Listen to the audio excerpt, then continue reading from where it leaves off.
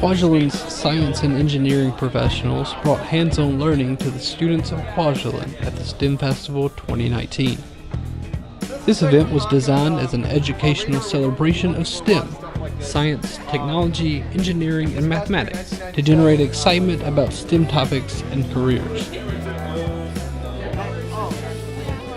Students spent the evening learning about environmental and biological science studies, optics, electronics, aviation, and much more. STEM Festival 2019 was a remarkable success, and we can all look forward to next year.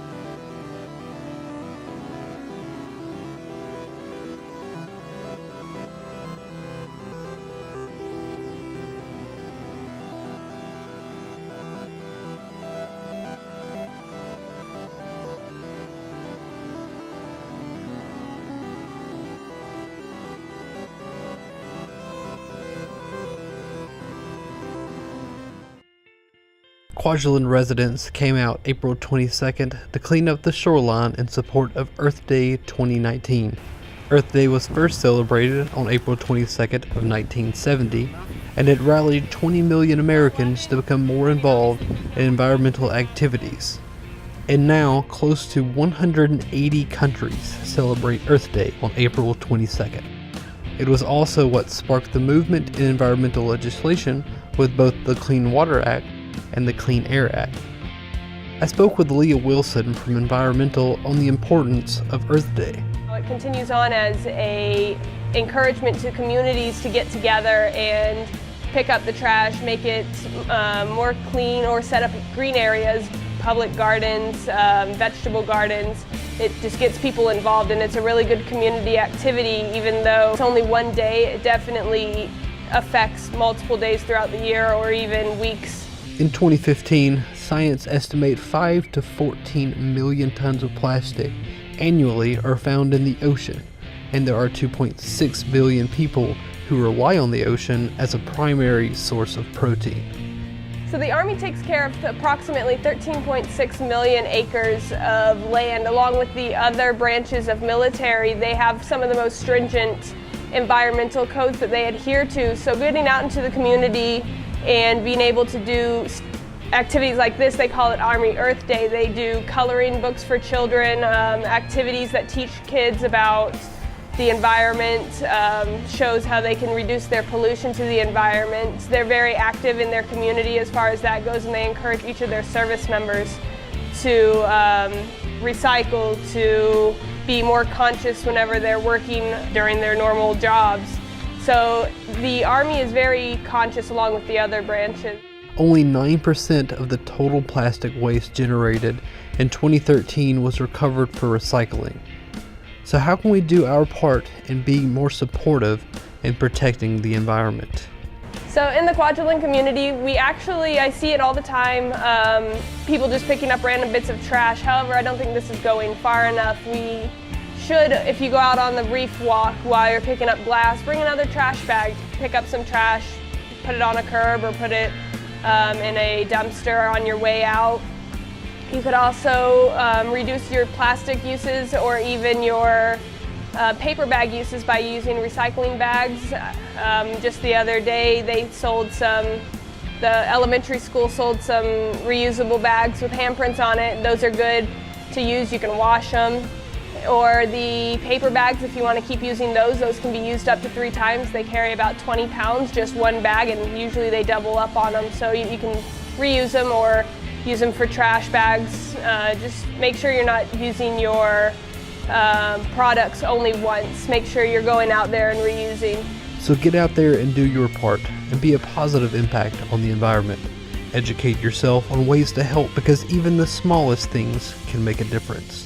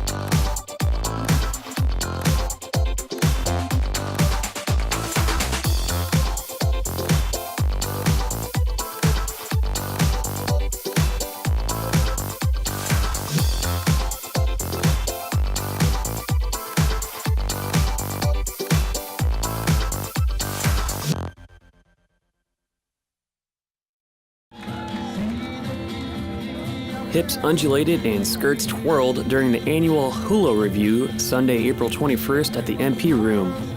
Organized by Kwaj resident Messina McCollum and friends, the Hula Review was a showcase event featuring 16 hula dances perfected over months of practice. Accompanied by live music by local island-style band Pure Aloha, 6 individual classes of dancers performed on stage in front of hundreds of spectators.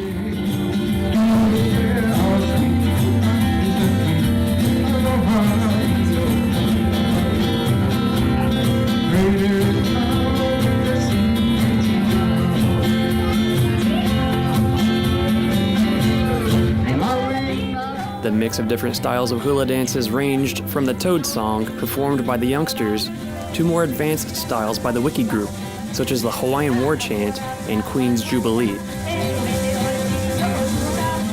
The pillar movements of hula dancing are graceful undulating hips and hand gestures.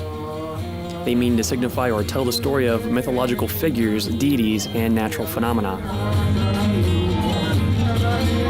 Originating among the Polynesian cultures that settled the Hawaiian Islands, hula dancing today provides a unique glimpse into historical and contemporary Hawaiian cultural expression imprinted on the art of dance.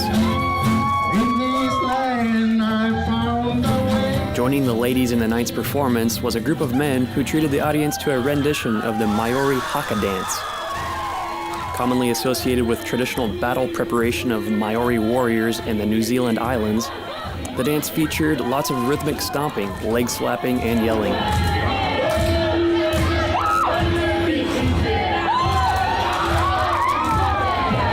Some hula dancers invited family and friends on stage for a group hula extravaganza, with some guest performers performing slicker moves than others, of course. All in all, the event gave spectators and performers a unique look into the beauty that is hula dancing and its importance to Polynesian culture.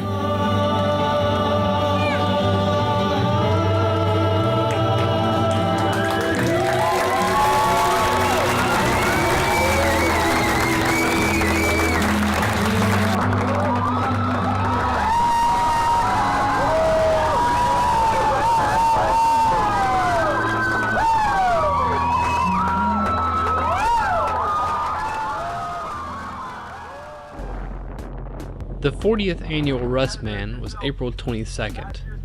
This triathlon was started in the 1980s when the running club was trying to come up with new exciting activities for the community. After suggesting a triathlon in comparison to the Ironman triathlon in Hawaii, the club decided something smaller would work better. Bob Scholar has been the one heading up this event for years and is a wealth of knowledge when it comes to the Russman. The first one was actually 39 years ago, 1980, and I've learned over the many years of organizing that not to worry, something fun will happen every year, and hopefully nothing too bad. The name Russman came from the organizers suggesting that Kwaj bikes be used. But since then, even if there's Kwaj bikes still on the course, most competitors have moved past that and upgraded gear. 20 solos, it was lighter. I think last year we had 29. This year we had more teams. We had 13 teams. So we were up on teams from 10 last year to 13 this year. But sure enough, yesterday, I think the remarkable performance highlight was we have a new record in a division we invented here locally called SSE, and SSE stands for Social Security Eligible. So that's age 62 and over. This year, Dan Tibbles not only tried it for the first time, he lowered that record from 2 hours and 40 minutes to just under 2 hours and 32 minutes. So what's remarkable is the size of the gap between the old and the new records, 8 minutes at that speed. And that has to be my favorite performance highlight of the day. We had the super intense first time young man whose name is Mike McMahon, and he's fairly new on island, and he was competing against neck and neck against Tom Cardillo, who is the de facto grandfather of Russman. And they had a neck and neck close race, and here was Mike McMahon going at it with all the gusto he could. You could tell he was holding nothing back.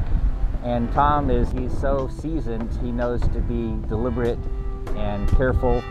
But they both worked very hard, and in the end, youth won. So Mike McMahon finished about 40 seconds ahead of Tom Cardillo. Hi, how you feeling? I'm pretty tired. How was it? You know, it was rough, but it was a little cloudy today, so I think that made it a little easier. I was expecting it to be a lot hotter. Okay. Were you able to train at all? Or? I mean, I'm always out jogging, but like specific training for this, I guess some. Yeah. I mean, not a ton. Okay. What was the hardest? I'm not a great swimmer, but I thought the bike was the hardest. The wind was rough today, and getting it in the face 6 times. Well, you definitely feel it on the backstretch every time. Remarkably, Tom's competed 13 times. He's won 6 times. He would have won 2 other times, but lost 1 year due to a flat tire, and another year due to having done an extra bicycle lap that added 13 minutes to his time, 12 minutes. That's his 5th second place time, so he's most often in the top 2 when he competes. Colleen Williams was the leader of the pack in the female division, from being the fastest female of last year to improving her time this year. In the ladies' race, Colleen Williams won last year in about 2:38, and this year she dropped below 2:30, so 2:28 and change. That's about a 10-minute improvement, and she's been working very hard. So she had a very good performance yesterday. Within the competitors, we had some amazing ladies in the water, proving their strength, being some of the first to exit the lagoon. The first one out of the water was Alyssa England in 1457, and she's a 10th grader here. Second person out was Annie Hepler. The third person out was Tessa Delicio, and Tessa is just a 7th grader. Probably the most remarkable thing I saw was one of the youngest swimmers is Alana Linus, and Alana is a 5th grader. She's 11 years old, and that whole field of 33 swimmers, 10 solos and 13 teams, she came out of the water 4th. No adult men beat 11-year-old Alana Linus. So thanks to all that competed, came out in support, or cheered on friends and family. Without the community's support, this event wouldn't be near as spectacular. Anything else you'd like to say? I just want to thank the whole community for coming out. What a fun event. It was so helpful to see all kinds of people out cheering. You know, even to the very end of the course, there were people that had rented scooters and were out there and cheering, and that was really helpful. And I think it made the whole event really fun.